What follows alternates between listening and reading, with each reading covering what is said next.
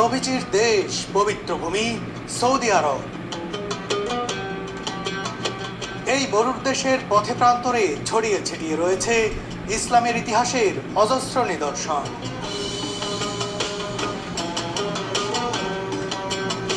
এই মাটিতেই শায়িত রয়েছেন মহানবী হযরত মুহাম্মদ সাল্লাল্লাহু আলাইহি ওয়াসাল্লাম। এই মাটিতেই দাঁড়িয়ে রয়েছে মহান স্রষ্টা আল্লাহর ঘর। তাই তো এই তপ্তভূমির স্পর্শ নিতে সারা দুনিয়ার মুসলিম ছুটে আসে এখানে। সেই ধারাবাহিকতায় আমিও সস্ত্রীক হাজির হয়েছি সৌদি আরবে। পবিত্র কাবা থেকে মসজিদে নববী, উহুদের রক্তাক্ত প্রান্তর থেকে বদরের ময়দান, জাবালে নূর থেকে জাবালে সুর, সব জায়গায় গিয়েছি ইতিহাসের সন্ধানে।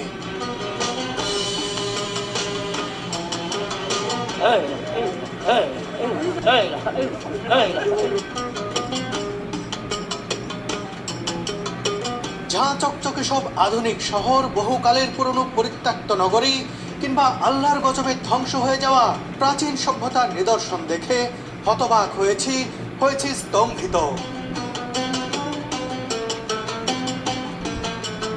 শুধু কি তাই, সুরভিকে সাথে নিয়ে ঘুরে দেখেছি সৌদি আরবের গ্রামীণ জীবন, পশুর হাট, এমনকি স্বর্গীয় মরুদ্যানও।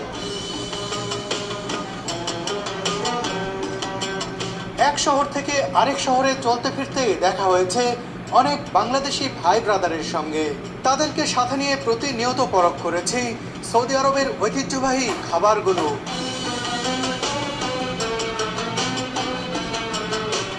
দুর্গম মরুভূমিতে বিপাকে পড়ার তিক্ত অভিজ্ঞতার পাশাপাশি এই ভ্রমণে সঞ্চিত হয়েছে অনেক প্রশান্তির অনুভূতিও। বন্ধুরা, পুরো রমজান মাস জুড়েই পর্যায়ক্রমে তুলে ধরতে চাই সৌদি ভ্রমণের সব কিছু।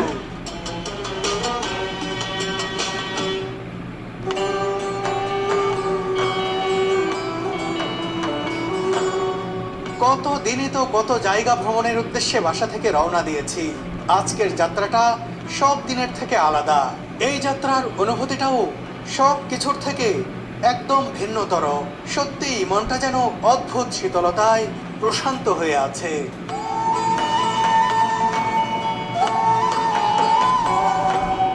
মনে বড় আশা ছিল যাব মদিনা, অবশেষে সেই আশা পূর্ণ হতে যাচ্ছে। ঢাকা থেকে সরাসরি সৌদি এয়ারলাইন্সের ফ্লাইটে আমি আর সুরভি